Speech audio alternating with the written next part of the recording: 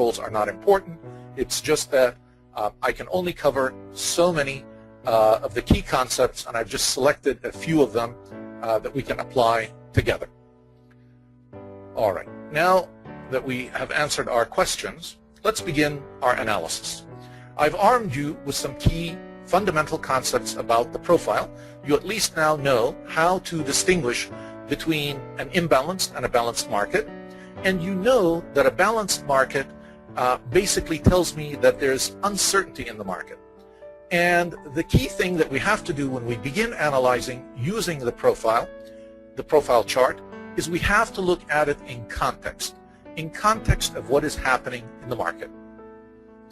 So I've picked 7 trading days before you on this chart, starting recently back in November 21st all the way through November 29th. And I want you to sort of take a look at this chart and look at the different days. We've had some directional, some imbalanced, some balanced, but pretty much what you are going to see is that, this is for November. Somebody's asking October. This is November. These are days in November for the ES Mini. And you are going to pretty much see that the picture we see in this chart for the number of days, which are really 7 days, is really a market that is not moving in a very strong direction one way or the other.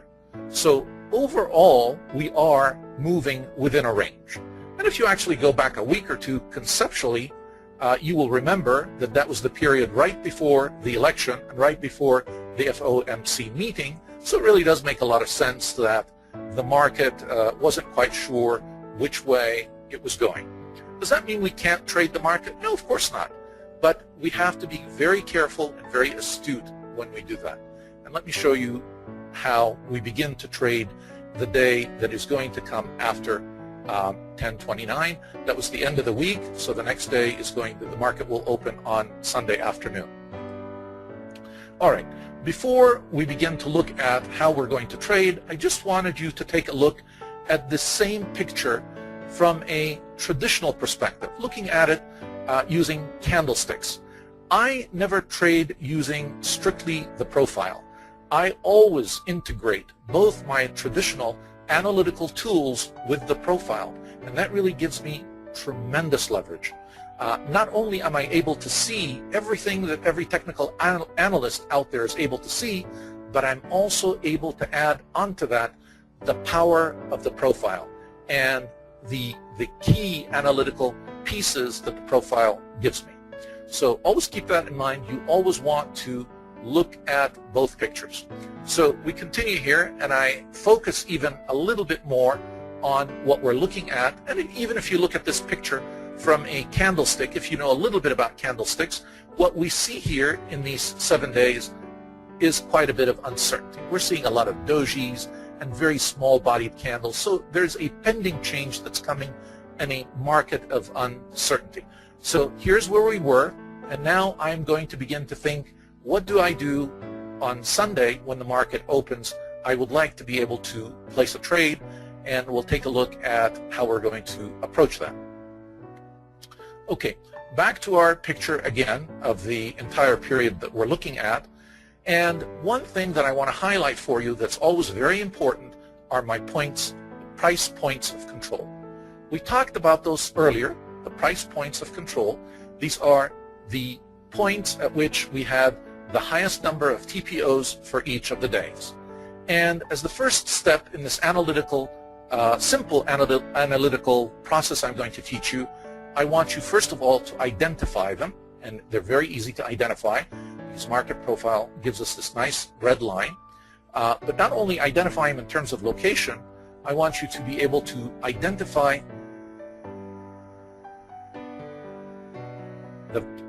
now that we have this information, we've identified all of our points of control for the past 7 days. What I'm going to do is I'm going to do a very simple calculation. I am going to average my points of control for the past 5 days, meaning for the entire week, and I also am going to do it for the past 7 days. Now, I want to begin by telling you there's really nothing magical about 5 or 7.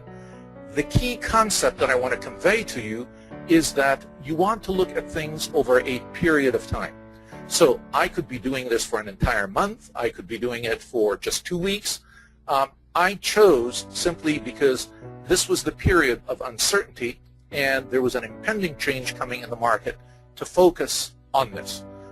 Quite often I find that people sort of get stuck and are not flexible with their analysis, and so they're always just doing 5 days and 7 days. I want you to get away from that, and that's part of when people do analysis and they really don't understand the whole picture. So having said that, I've now come up with an average POC for the week, which was 1179.75, and for the entire 7 days I have 1179.14.